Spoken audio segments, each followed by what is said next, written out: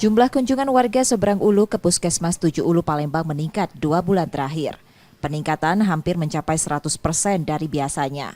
Warga yang mengeluhkan gangguan kesehatan dan berobat didominasi dewasa, remaja, dan anak-anak dengan keluhan ispa, gejala demam berdarah, dan diare.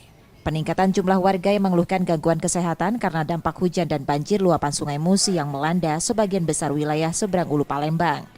Meski ada peningkatan pasien, Puskesmas belum meminta personil dokter tambahan masih tertangani. Kalau pasiennya memang perlu perawatan atau dirujuk ke rumah sakit, kami langsung melakukan rujukan.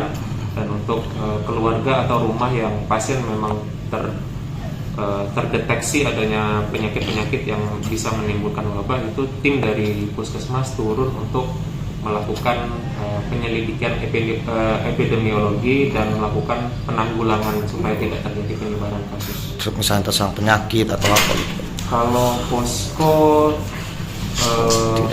banjir untuk saat ini belum ada, tapi biasanya nanti kami menunggu arahan. Kalau memang diperlukan, biasanya kami akan buka posko kesehatan, tapi mungkin sifatnya mobile, jadi tidak buka di satu tempat. Jadi kalau memang ada tempat-tempat yang banyak kasus, mungkin bila diperlukan kami akan membuka posko.